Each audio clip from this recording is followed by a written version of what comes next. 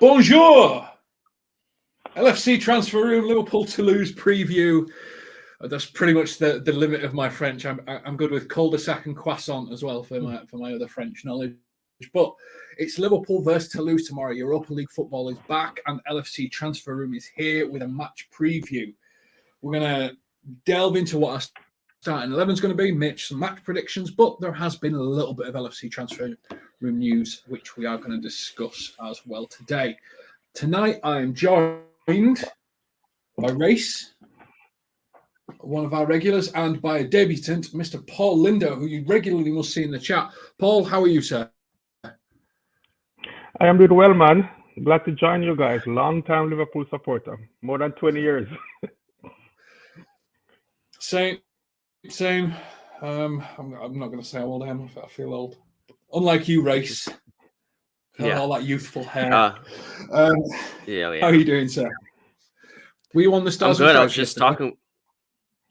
I was not. But I was just talking with one of my friends yesterday about, I'm missing the Champions League because waiting all the way to Thursday for these games is a little, I'm not used to it. I liked playing, either yesterday or today, and now we have to wait all the way till Thursday. But that's just how we are. But I'm excited for sure. Well, the good thing about playing Thursday is that we don't have to worry about playing midday on a Saturday. So it's true. That is true. For an international break. Mm-hmm. Every international break. I'm not going to start. I did it yesterday. But we're going to start with a question, which we put on the LFC transfer room today, which is, apart from Steven Gerrard, what former Liverpool player would you have loved to see under Jurgen Klopp? So think about John Barnes for me. John Barnes under Klopp? That's easy. John Barnes. Oh, yeah. Kick Diaz out, get Barnes in. The kind of player that Barnes was, John Barnes. John Barnes would start in my all-time 11 anytime. And John Barnes under Klopp, that would be massive. What about you, Race? Well, man, I was about to say Gerrard, but I guess that's probably an obvious one for everyone out there. But I guess maybe Suarez, just because of how lethal he was in attack, and how Klopp's how we've been attacking under Klopp, and you just add Suarez into that group, and I just think he would just be just even more lethal than he was when he was playing for us. And I think any past Liverpool player, past legend, just sees Klopp right now and just relish the opportunity to play under a manager like Klopp. Just how much he gets the most out of basically every single player underneath him. Yeah. Suarez under Klopp would be amazing. For me, I'd go with Ian Rush under Klopp, because Rush was not only a tremendous goal scorer, but he was a good shout. Yeah. He was an outstanding presser of a football. And I think the way Klopp plays with a gang press, I think Rush in that system in his prime would have been absolutely built for it. One of Liverpool's all-time leading goal scorers. So not only could he score, but he could press like a monster, a bit like Firmino when he was at the peak of his pressing. So I'd quite like to see Rush, but I think Barnes is a good shout. I think Suarez is a good shout. The transfer room went for Dirk Kuyt, which I think is an interesting selection because it's a right winger. And what would you rather have, Kuyt or Salah? And I think we'd all know who we'd rather go for in that instance. Now, Paul Helios says here, Dominik Szoboszlai is now 23 years of age. Keep it in your calendar. It's going to become a yearly event. I tell you what, he's seamlessly integrated into this Liverpool 11, hasn't he? Oh, yeah. I shed a tear when we lost out on Bellingham, but I have to say that I am so surprised at how good this guy is. And I think we haven't yet seen the best of him. Even though I sometimes kind of think he's not in the right position.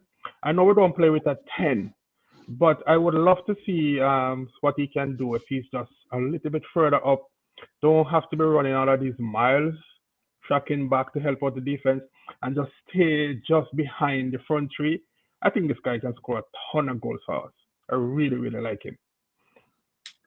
I kind of see where you're at with his position. I think one of the things we saw from the counter attack, wasn't it? You know, like when we were playing Everton, how quick he wanted to get involved. He wanted to do those Gerrard lung busting runs from midfield. So I kind of would like to see him in a 10, but I also think he's got a real benefit of coming from deep.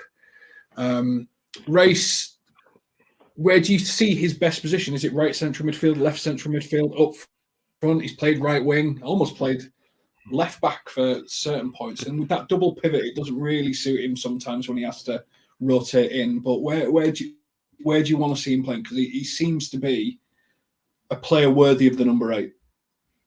Yeah, I think you want to maybe see him in a position where he's just kind of impacting the game as much as he can. So maybe as a number 8, as a box to box, you kind of get, both. I mean, we saw there was one game or all season really, but the one game he had the sprint back, backtracking to save a goal almost. He's really is driving, just going forward. We can't say enough about him.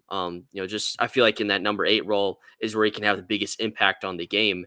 And you can obviously throughout the game, change things up. And if you want to push him more forward, if you're chasing a goal or whatever, he's shown that he's a very versatile player and can kind of do it all. So I think he's been played as an 8 for us this year, and I think that's just been his role. And I think as he continues to grow into that and get more reps in that position, I think he's just going to be. He could just be one of the best, midfielders in the league, maybe in the world. I don't know, but it's certainly exciting to see his potential. And again, just 23 years old and already, such a seamless fit into our team. But really, anywhere he can just have a big impact on the game. Well, what he bring to the team that we have been lacking in the last few years is that goal threat from midfield. Mm-hmm. It's been a while since we have that person who can enter the box late, give us 5, 6, 7 goals a year, so it's welcome to have somebody like that who finally can give opposing defense somebody else to worry about and not just our front 3. I completely agree, Paul, and I think one of the things for me with Szoboszlai is the distance, the shooting from distance risk. The fact that he can take a shot from 30 yards and defenders have got to make the decision, do I let him shoot or do I close him up? And that gives space to our front 3. And I think that's what we've been lacking. A lot of our midfielders have just been, we'll filter out wide and put crosses in the box and then the defenders can pile in. When you've got Trent and Szoboszlai now hunting outside the box, you've got to close them down, and that gives Salah room to work and Jota room to score his obligatory goal at some point. So I completely agree. And isn't it nice? 60 million bargain race. Mm-hmm. Yeah, definitely. I mean, like a release clause or when we got that deal done, of course, it was so nice to have us, act on a release clause and not mess around with a fee or anything like that. And that's, I mean, we were all focused on, the bargain that McAllister was and him being, what was it, 35, 40 million for him. And Szoboszlai might be a bigger bargain just because of what he's shown with the team. Now, of course, McAllister, has been playing out of position as a number 6, and we probably want to see him playing more forward. So maybe his time will come later. But for now, Szoboszlai, that price tag is just looking absolutely stupid. And you look, of course, at, we look at what Bellingham went for, and you look at what Szoboszlai is. And of course, Bellingham's, he's had a great start to his campaign with Madrid, but like Szoboszlai isn't a bad, second option that we had there. And, that's really what we wanted from our midfield. We wanted someone who's could show that attacking threat from midfield that we have been lacking. And then also showing the defensive capabilities that, to track back and what we've really been missing, from our midfield. So it's just it's just like an incredible piece of business. And it kind of reminds me of when, when Man City bought De Bruyne from Wolfsburg. I don't think that was a crazy, expensive move there, but I mean, that turned out for them to be a, incredible piece of business. And so this is kind of maybe our version of that, possibly. I think it was 52 million. I don't know. It wasn't much. I'd need to double check. Helios in chat, so Helio will definitely check. But I think it was about 50. I don't think it was loads for Kevin De Bruyne. Now, one player, before we get into the Toulouse preview and start sort of building our team out, one bit of Liverpool news that's been coming out is Calvin Phillips. Big shock, another number 6, potentially not playing much football. I don't want him. What do we need to do? No. Let's link them to Liverpool. Paul, no. Not for me. Not for it? No chance.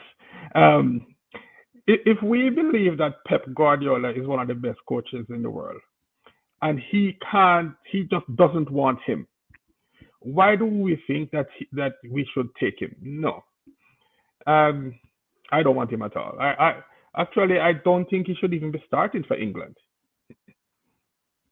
Well, yeah. I mean, the whole Maguire Phillips things are an interesting conversation, but thankfully we don't care for international football here at LFC Transfer Room, because why would you when there's so much Liverpool to talk about?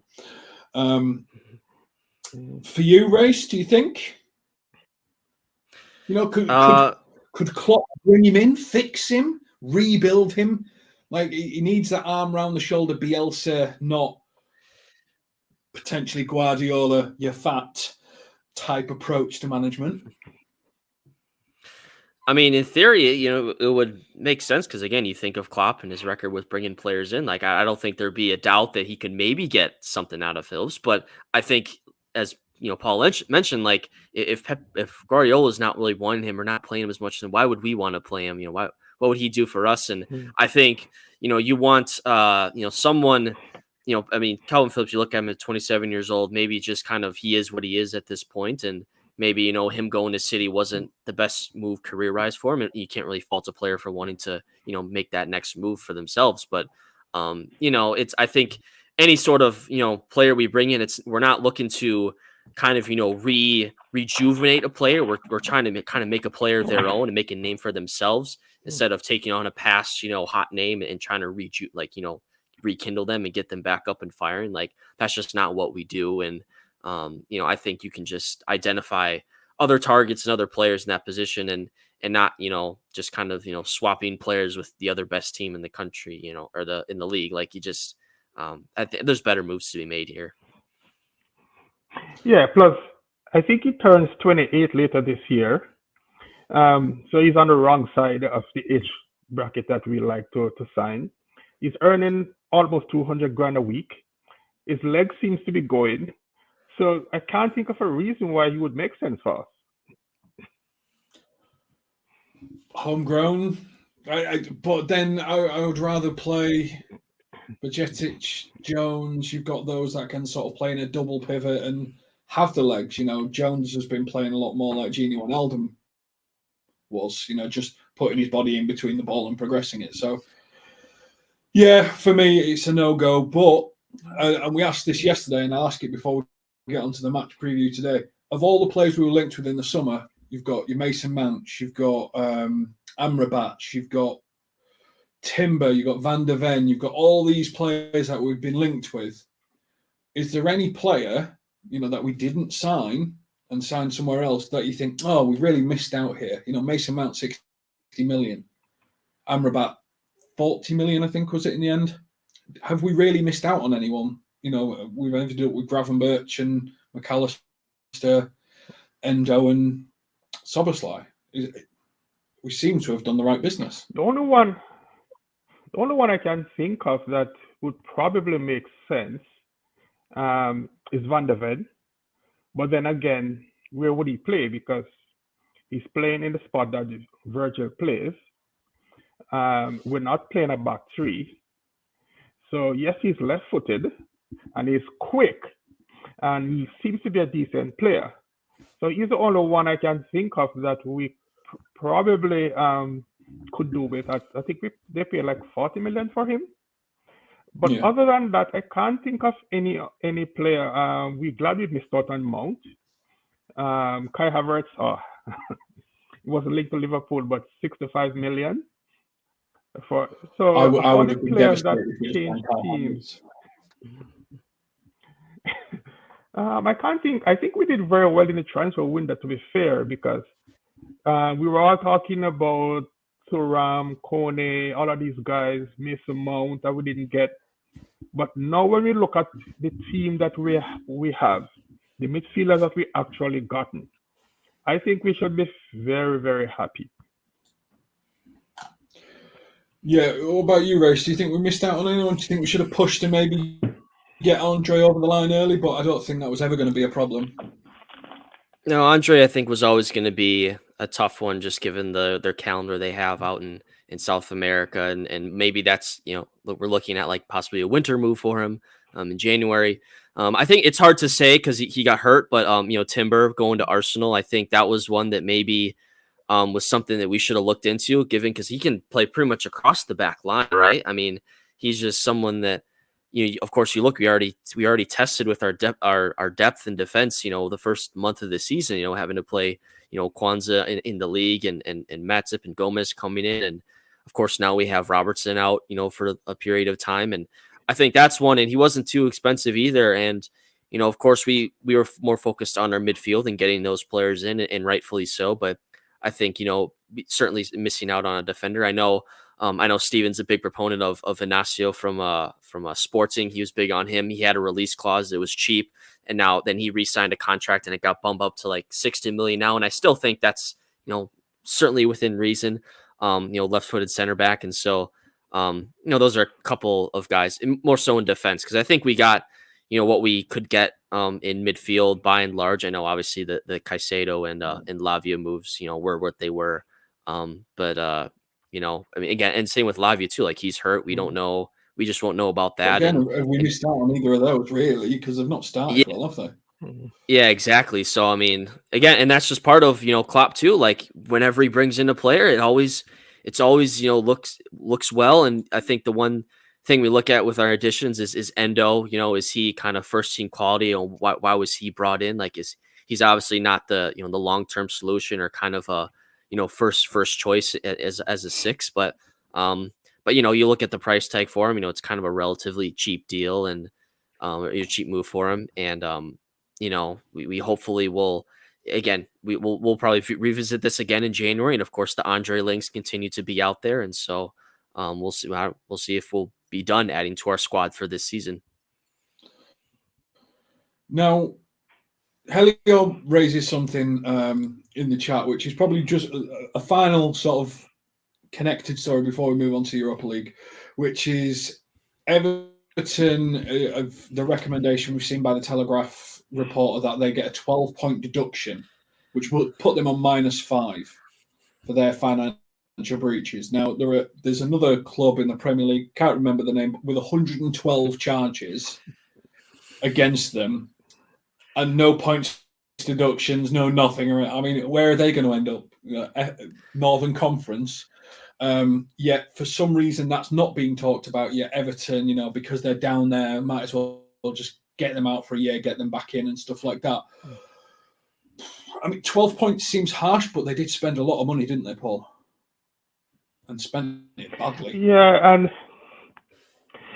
12 points is very harsh, I'm thinking. Probably because I kind of like Everton in the sense that I love them being 16, 17 every year. I really don't want them to go down. I really enjoy the 6 points every year.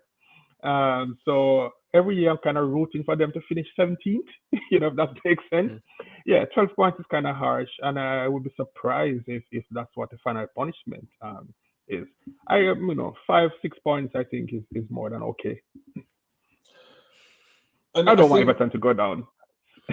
No, well, I wouldn't mind it for a year. And look at what Leicester have done this year. Leicester are like absolutely destroying everybody, aren't they? Yeah. But James, if Everton goes down, they're going to sell all of the players. They might not come back up for 10 years. Who knows? Yeah, but then we're going to live it on the Merseyside derby. Every year, Man United just staying above relegation, whilst the Glaciers take more money out. It'll be great. Well, yeah. Nice for you, 12 points. If it's 12 points for Everton, what's it going to be for other clubs with severe breaches? It's gonna be nothing because they're gonna hand him a nice fat check under the table and kind of keep him up there. And I mean, I don't know. We don't need to talk much about the inconsistent with financial fair play and whatnot. And with Everton, of course, when you look at of course, them surviving last season to this season, and I don't think it's getting much better for them because they don't have many, a lot of players signed on after this season or the next season. So they're really in a dire situation. I mean, they're just kind of in a tough spot, to put it lightly. And I know they have a new stadium coming as well. I'm sure there's some costs with that as well. And you don't want to open up a new stadium, as an established Premier League side in the championship. That's just kind of a worst case scenario. And of course, as a Liverpool fan and us, we look at them and we can just laugh at them all we want. And I know some Liverpool fans, in Liverpool and that side of the pond, obviously might feel different about it. But for me, I don't give a damn about Everton and what their survival is and anything like that. I got no skin in this. Like, I'll see them off. I don't have to think about them forever. I mean, I just think it's always funny to see your rival club just kind of just go in the bin and just struggle big time. I mean, it's just go in the bin.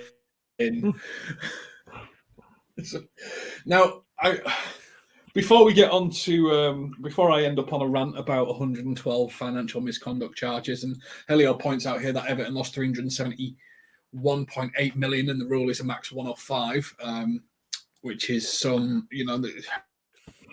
ridiculous level of investment and stuff like that. We're not here to talk. This is about European football, and Thursday nights currently it's date night for Everton fans. It's not European football preparation night for us.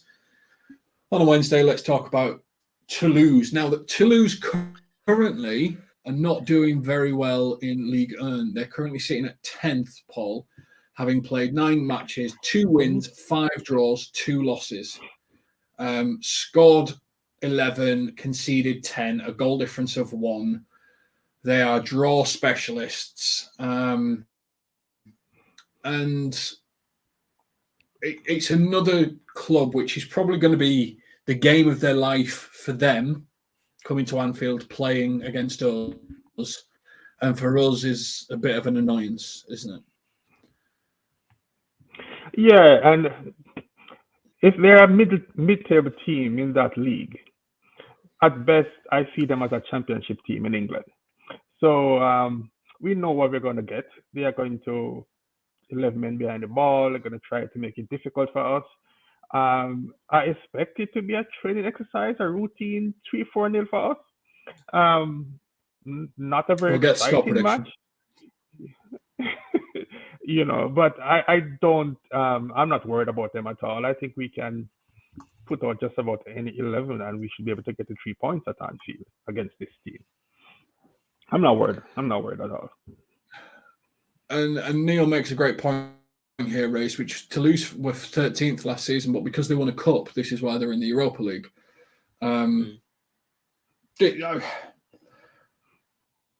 It's like they've won a competition. Well, they have technically won a competition, and the prize is welcome to Anfield. Mm-hmm. Yeah, it's a tough.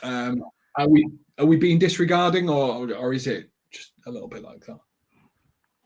Well, we're going up against a club that have won more trophies than Tottenham have in their last 30 or same amount of trophies as them as the last handful of years, whatever. Just had to get that joke in there. But yeah, I mean it's definitely tough, and I guess that I'll be honest, I didn't know that they qualified via a cup competition, so I guess that changes maybe how I view them. Yeah, it's a tough for them. Of course, like you said, going to Anfield is a big stage, and I'm sure they're excited for it, and maybe they can put up a good fight. But again, it's probably a defensive heavy plan for them, and we're going to be hopefully we'll be energized for it as well. I know these Europa League games aren't as storied as the Champions League nights. And the side we put out there, which we'll talk about, I'm sure won't be maybe as strong, but it's something to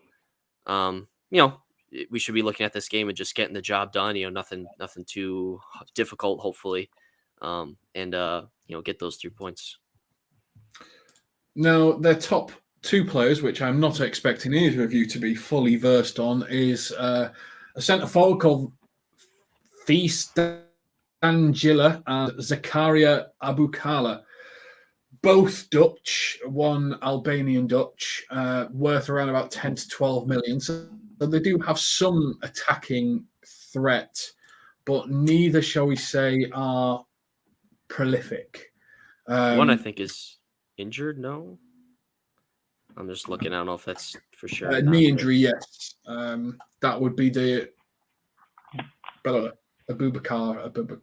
Yeah. Mm-hmm. That one. Whereas the other one has played. I'm just looking here. He signed for 2.5 million euros from Excelsior in the Dutch league. He's played 9 games in Liga and scored 2 goals, got 1 assist. So, really, not exactly Ballon d'Or numbers, eh? Well, you never know. There's nothing really that we should technically worry about. Would you, in your mentality, Paul, would you go all out attack? Let's put on a show. Let's show people why we're thinking. Let's get people in the habit of scoring goals. Or would you just treat the game a bit like a training match and treat it sort of in a game of efficiency and patterns? It's quite kind of a mixture. You know, we would love, of course, to play our strongest team, probably be up 4-5 at halftime and then make 5 changes. But I don't think that's the proper way to go. I don't think that's how Klopp is going to go. I think we have enough players on our bench that can come in and can make a very comfortable game for us. I don't think we need to start Szoboszlai, Salah, Van Dijk. I think we can just play the other guys. If for some strange reason 25 minutes to go and we still need a result, then we have the guys off the bench can come on and score a couple of goals. But I don't think we need to be overly cautious. Just put on the guys that needs a run. I think we should get this done. If we can't beat Toulouse at Anfield with any 11 that we can pick, then don't curse it. Remember we have of winning. Remember it was 6-3 against Havant and Waterlooville. The crazy things happen at Anfield. But not this year. Not this year. So what we're going to do now is, if you are new here, please like and subscribe to the channel. It's a fan channel. We go live every day, 7:30. There'll be a post-match reaction tomorrow, so we will be live a little bit later tomorrow because obviously we're going to watch the game first, and then we're going to talk about what we saw at the game. But what we're going to do now, and we're going to do it with you guys in the chat as well, is we're going to build our starting 11 to take on the mighty Toulouse. And we're going to sort of build a squad between the 3 of us that we think can take down Toulouse and that will most likely play. If, for example, we can't agree, we will go to the chat and what you guys say will overrule what we say. So that's how we're going to do it. We're going to build a squad. We're going to build our starting 11, and then we're going to finish on score predictions and what we think the score is going to be based on the 11 that we've built collectively.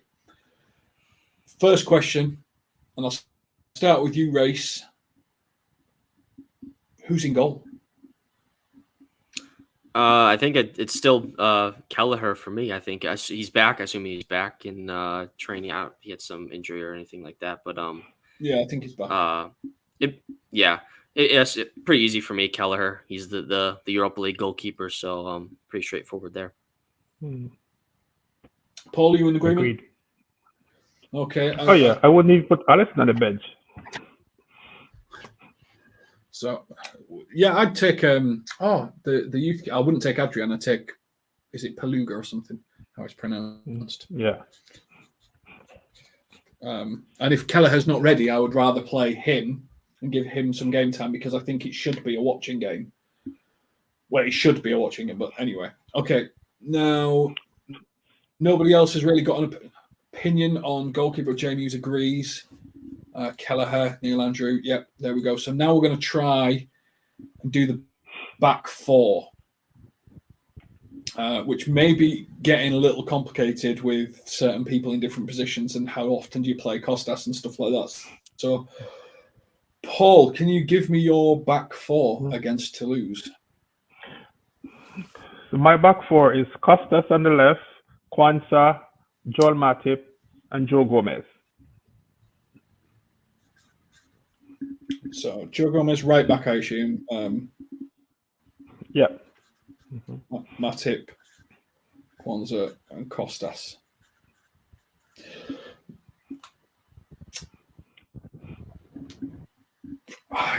Is Scanlon still in the youth team, Helior? Come on, you've got to tell me that, because I'd quite like to see Scanlon play as opposed to Chambers, but I know Chambers has been playing.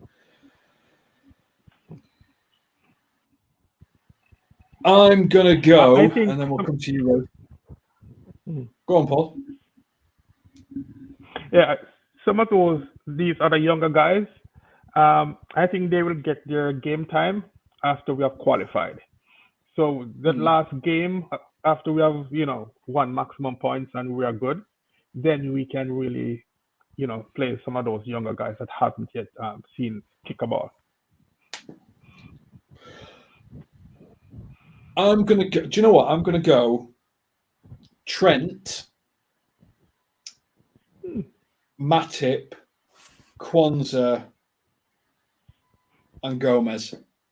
Because I think they're going to give Trent game time to get his eye back in and things like that, and give him the opportunity to lead the team out at Anfield and control it and just sort of put on a masterclass. So I think I'm going to go with that as my back four, which means, Race, you are potentially the deciding vote. Who's your back four? I think I have a little different. So I do have Trent. I do like the Trent shot in there. And then I would say Gomez and Quansah as the center back pairing, and then Tsimikas on the left. I think Tsimikas, I think, this competition is for him, really. And of course, we're going to need him more, in the coming games, but I still think he would go there. I know Scanlon is kind of wanted, to start, but I think maybe to make to start in this game in the Europa League, I know it's a game that we should win. I think it would be a little too early. And looking ahead towards our League Cup game next week, I think that's maybe a spot where he gets his run, and maybe the debut for the team. So I think that's maybe a better spot. And I think as Paul had said that wait till we maybe qualify for the next, qualify through the group so that we can definitely have some more players in there. And I just think the Trent, having Trent and Gomez in there just kind of giving Gomez some more game time. I'd like to see him, Gomez, in there over Matip. Just kind of my preference there, and of course Quansah as well. No, I think looking at chat, looking at the ones we've put together, I think the collective, the hive mind together, has gone with a back four of Gomez, Matip, Quansah, and Costas, which I think is what you said, Paul. I think that's what the hive mind has gone with. Yep. I think we'll see that's Trent, smart. but I think the hive mind has gone with the original thing. I do agree, and I would quite like to see Scanlon given a chance. I'm not sure if I think he could be close to Costas' level, but I don't think he'll do it yet. I think we'll win this game, then we'll probably see the more youth players. Vaz is saying I'd rest Costas and play Gomez, but maybe Costas needs a run of games to get in the flow of things. I think there's arguments for both, isn't it? It's like, Paul, do you play Costas a big run of 5-6 games together so that he can actually ease into the squad and get used to things and get used to the pace of it? Or do you sort of drip feed him in the Premier League? It's difficult, isn't it? I just get the feeling that Klopp doesn't really trust Costas in the big games. So I don't know. I think we should see something left field in the big games, like for example, Man City, where Gomez playing left back, or we switch to a back three. So I think we're gonna see Costas more in these games, but I just don't get the impression that we're going to see a lot of 90 minutes game for Costas. I don't think he's going to be playing 4, 5, 6 games in a row.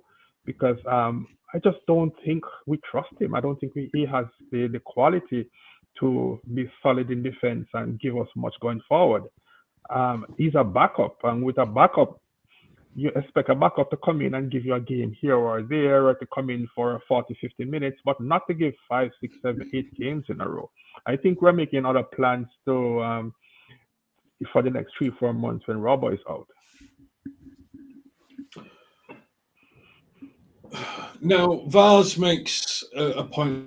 Of course, this is our only left-footed defender now, race, and such needs to be protected. I'm not a big one for you need a left footer here, a right footer here, and stuff like that, because I remember when we won all the cups and our entire back four was right-footed because Carroll was playing at left back. But is there a point in balance and having a left footer there, and that's why it needs to be sort of protected and stuff like that, or are you just like? Because I think against Forest, you've got Elanga, haven't you? And I think there's a chance Gomez is going to play against Elanga as opposed to Costas, and they're going to go more defensive. Yeah, and just kind of seeing the way we play, I guess, down that left side, of course, we're used to Robbo just going down, getting across his overlapping runs and stuff. And so ideally, you kind of want to keep that, shape somewhat with Costas. But, I want to see, Joe Gomez more in a left back spot too. I'm curious to see what he could do there because, defensively, I think he would be better than Tsimikas. And, Tsimikas has struggled this season in the past. Of course, we know that, probably better going forward than he is defensively, I'd say. But, yeah, I think, it's kind of goes game by game what you're looking for, in a bigger game, maybe.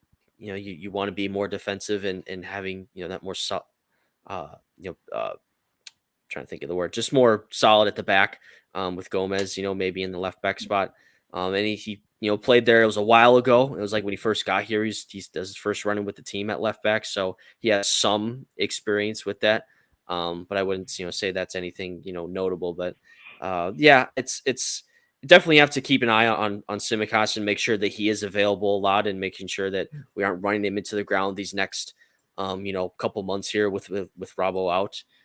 Just kind of making sure that we do have, some, because we don't want to completely lose our shape in what we do with one injury, and in that left back spot. Okay, well, let's stick with you, Race, and let's move on to the midfield three. So I'm assuming we're going to play 4-3-3 because, it's Klopp. Mm-hmm. Who is your midfield three against Toulouse? I think I would have Endo in that number 6, just to get him some more run in. The Europa League is kind of his competition. I would like to have Curtis Jones in one of the other midfield spots because he hasn't played, and I think is he over his suspension now, or do you still have one more game left? I can't remember. I'm not sure if it's a Premier League only suspension, so I think he'd have. It's Premier League only against Forest as well. Yeah, so I mean he didn't play obviously against Everton, so I would have Curtis Jones, and then I would like to see McAllister as the other midfield spot not in the number 6 and kind of the number 8. Being able to go forward. I think he's kind of earned a look. I mean, a look at playing his natural position. You look at the last game, against Everton we played, that was on, Saturday early kickoff, and now we're waiting all the way till Thursday. So I think, played the full 90 in that one. Like now you can get him in this and you don't have to worry too much about, minutes piling up on him and whatnot. And if you want, you can take him off, this to start second half or whatever. But I would just like to see him get a run in a more natural position, because I think we're all, because there's been some, not piling on, but just kind of, asking questions of McAllister, and he hasn't been the best this year, but we all kind of realize that he's been out of position. So I think we all want to see him in that spot, and I'm pretty sure Klopp wants to as well. And I know, it might be unfair to Harvey Elliott, not for me, not getting a spot here because he looked well, at the weekend coming on, but I just kind of want to see McAllister, in that role. So Jones, Endo, and McAllister for me. Paul, for you, midfield three? My midfield three will be Endo, Jones, and Elliott. I mean, if Harvey can't start against Toulouse, when is he going to get a start?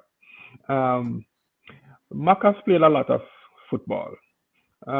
We know what he can do. I would like to see Endo, Jones, Elliott, and then probably Gravenberch at halftime to, play in that 8 role, trying to go forward a little bit more. I don't want to see Maka and Szoboszlai in this game. I think they need a rest. Yeah, I think I'm in agreement with Paul and pretty much the chat.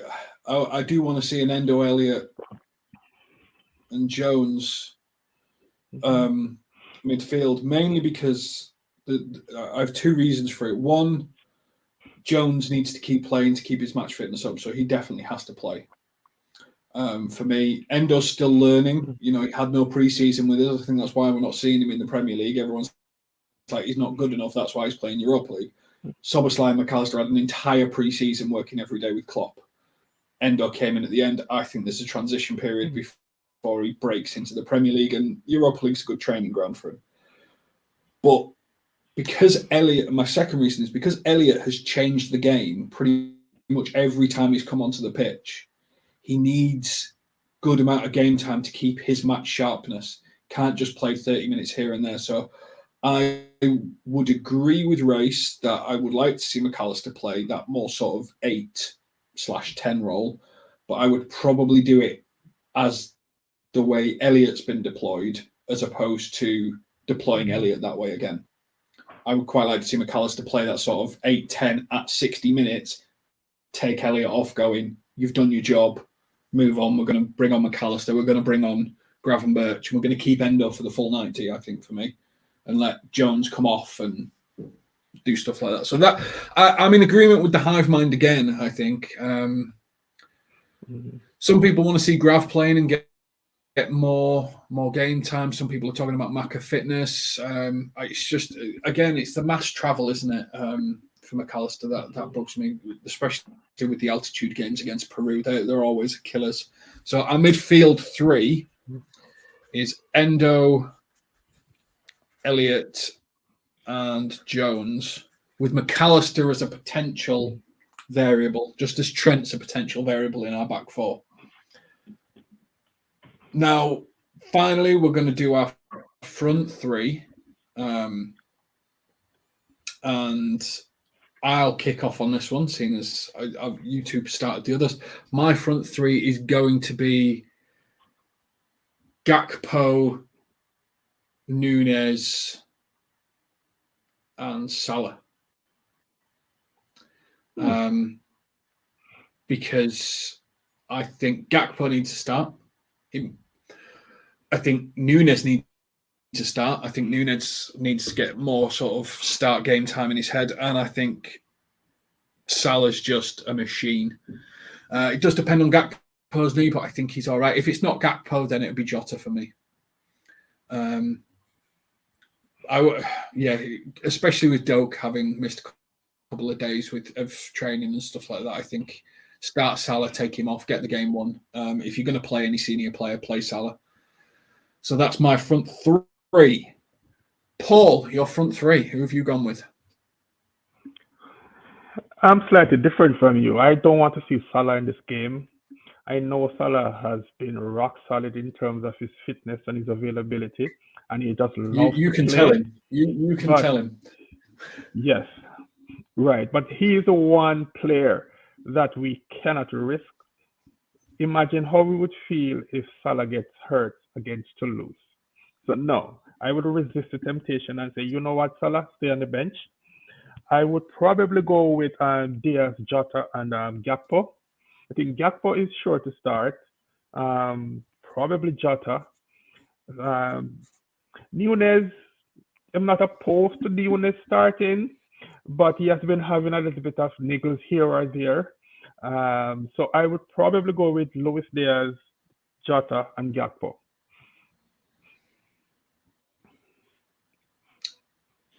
Makes sense. I mean, there's part of me that wants to start Jota on the right just because I've been talking about it on stream a lot, that I think he can play on the right wing. But Race, for you, what's your front 3? I'd have Salah and Nunez, from the right side to the center, and then the left side. It's tough to say with Gakpo because I just don't know what they think of him coming up with his injury. If they deem he's fit enough to start, then I could very well see him start. Certainly wouldn't be for a full 90. Otherwise, I do think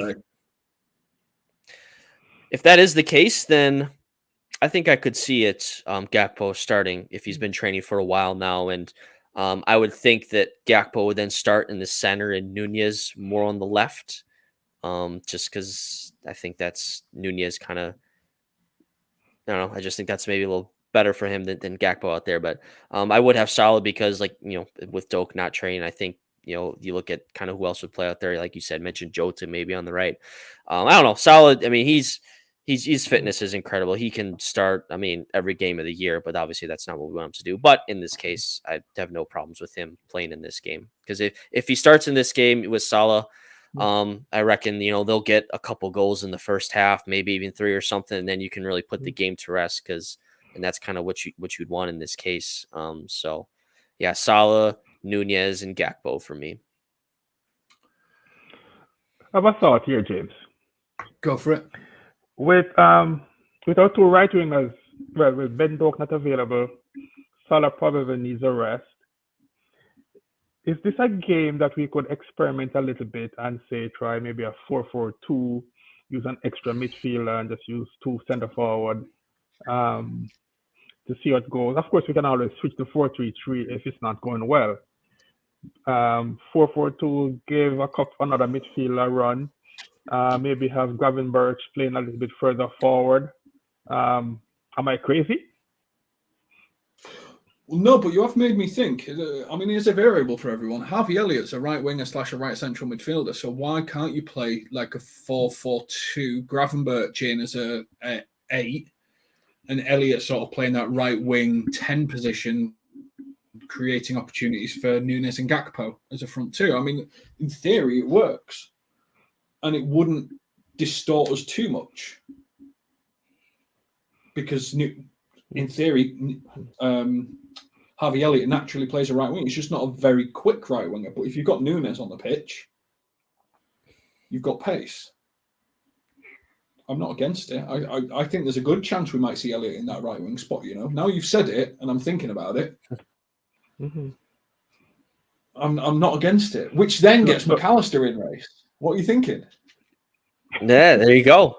I guess that's kind of he just kind of opened up. I mean, kind of forgot about Harvey Elliott in that right wing spot, because I don't think we want to see him truly in that spot. But I think in this case, if Doak's not available and you don't want to play Salah, like, why not Harvey Elliott in that spot? And then you can get McAllister in there, and now you see him in that role. So now we're rethinking our starting 11. But yeah, that's certainly not a bad shout. And I just think with changing formation stuff, it's not always often you see Klopp doing that, I guess. So that's why it's hard to predict that for me, honestly, but that's certainly not a bad option. I'm not against it, and I'm not comparing the two before anyone goes off in chat. But we were saying yesterday that it would be really good to see a player like Bernardo Silva, someone that can get on the half turn, in the half spaces, creating opportunities that's just awkward. And really giving Harvey Elliott just that attacking freedom. He's not the quickest, but he finds space and he controls the ball and he links the play well and he finds good space and he connects with Nunez quite well. So actually, I see a lot of logic in this. That technically it would be a 4-4-2 because Nunez and Gakpo can move and Elliott through the middle. It doesn't really change our formation too much. I think it may happen, But sticking with the half mind and what people have said,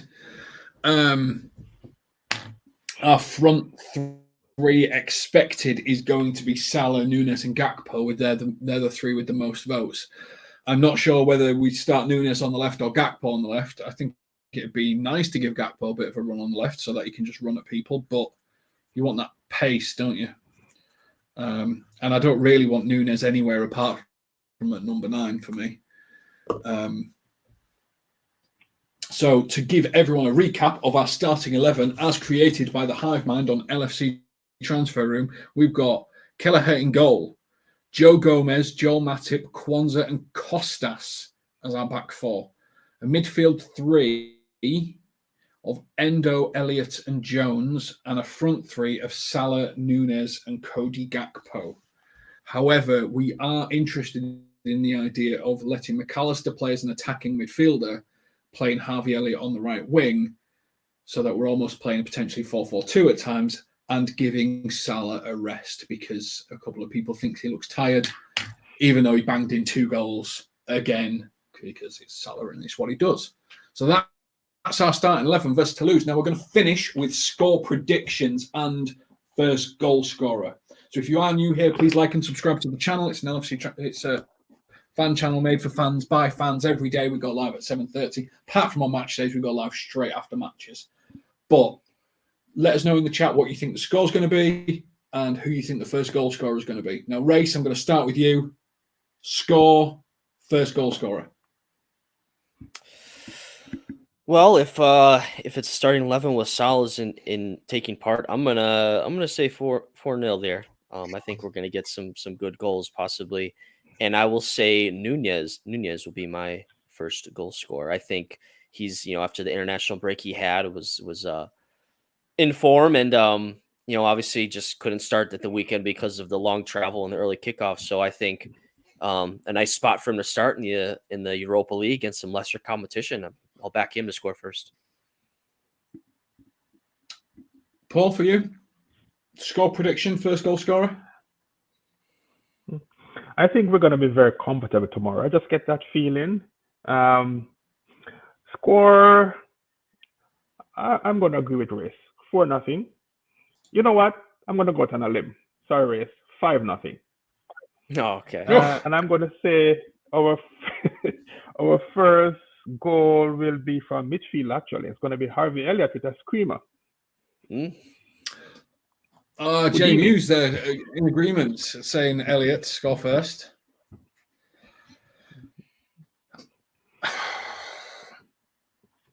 I've done this every time with Europa League. I've got really confident, and then we've been really fought through it. So I'm going to go. It's Liverpool, so we always concede first. So I'm straight away. Toulouse get a goal with me. I'm going to go 3-1, and I'm going to go with. I'm going to go with. No, I'm going to go Costas to score first. I think. Ooh, that's left field. Yeah, he got himself in a couple of decent positions, and I think against lesser opposition who don't track runners as well, that should be where players like Robertson and Trent get a lot of space to do stuff. And they'll be so focused on everyone else, I think he'll just ghost in and I don't get me wrong, I'm not saying it'll be a clean strike, but he'll bobble one in. And I think that will be the start of the Costas revolution for the season. That'd be his first goal. This might be the first game that we have Joe Gomez score a goal in his entire career. How about Joe Gomez? He has never scored a goal in his entire career at any level. So, Joe Gomez. There's a great video as well on I think it's on LFC TV, where Van Dijk, Trent, and another player are doing free kick training, and Gomez just rocks up, taking the mick, and absolutely destroys them all at doing all the free kicks and penalties and long range shots. And he can't shoot for toffee in a game. It's proper mental. Is Costas going to score off his own cross? Yes, he is. He's going to mean it, and it's going to go in. Muse. That's what's going. He's going to cross it. He's going to mean it as a strike, and it's going to go in. 3-1 was our prediction last night on Frank Carnell's channel. Gomez never looks like scoring, not even remotely. No, I mean, a guy that's over 6 foot, he never even comes up for corners anymore. He's just given up on life. But yeah, maybe Endo. No, I've gone with Costas. So there we go. We have got one extra time question, which Jay Muse has given us, which is for extra time. If we have, keep a real close eye on a left-footed centre-back, Amara Nello, 16 from LFC under 21s. He's tearing up the academy club and he's thought very highly of. And there's a couple of players on on our under-21s that I really am looking forward to see. I've not seen this player, but I really want to see Scanlon get some more games. I want to see Doak get some more games. I know someone mentioned in chat Musiala. I think that's how you pronounce his name, but coming through and getting a few games. Is there anyone, Paul, from the under-21s after we put Toulouse to bed and pretty much guarantee our qualification that you want to see play in Toulouse for the next game? Anyone that you're looking forward to seeing? To be fair, I've not been following much of the under-21s. I know Scanlon is a talent. It's really sad that Ben Doak is injured. Not sure how long he'll be out for, but he's a guy that I was really looking forward to see get a big run in the Europa League. But I guess after we win tomorrow and then wrap up qualification, I would not be averse to seeing 2 or 3 of these guys just getting a long run. But I have not really been following the under-21 much, to be fair. What about you, Rex? Anyone you wanna see once we've got this in the bag? Hopefully, get it in bag tomorrow. 9 points, pretty much nailed in qualification, isn't it? Yeah, I guess Scanlon would be the one for me. Like I'm with Paul. I don't pay attention too much to the academy and stuff, but we're in a unique spot where we can wrap up some our qualification to the next round early, and we can get some other players in to these games, and of course with the league, got the League Cup next week as well. So, and you look at the opening at left back with just Kostas there. You want someone to fill in. So Scanlon would be the one for me. Yeah, and a couple of people, Joe Gomez 14-1 to score at any time, which it's too high. You can see bookies are scared now, aren't they? After the whole Leicester 5,000-1 thing, 14-1 on Gomez. I mean, come on. You want at least three digits for that, I reckon. But question for you, James. Question just before you go, if we're leading 4-5-0 and we get a penalty with a minute to go, wouldn't it be cool to see Joe Gomez step up to the spot? What do you think? No, because it's a pity goal, and I think his first goal, he's got to earn it. I think it'll mean more if he earns it. Okay. If it was his last ever game for Liverpool, a bit like when Carragher's last game, and the game meant nothing, and everyone wanted him to, everyone was shouting shoot every time he got anywhere within 30 yards, and if we got a penalty, yeah, take it then. But I think it'll mean so much more to Joe Gomez if he earns it than if he's given it. It would for me anyway. I prefer that. But you never know. I'd pass on letting Joe take a pen for that reason alone. Yeah, but it's a good question, isn't it? Whereas I think there's players like Nunez who you want to get into a habit of scoring, don't you? You want to muscle memory just feel natural. I'd rather give it to Nunez and say, just get another one, score another one, get in the habit. This is what you do, automatic. But thank you very much for Paul Lindo. Thank you very much for Race. This has been LFC Transfer Room. This is our preview of the Toulouse game. Our predictions are 4-0, 5-0, 3-1. We've built a starting 11. We're thinking Salah's going to start. And we're thinking Kostas is going to make back-to-back starts. Thank you, everyone, for joining us, and we will catch you on the next one. Take care.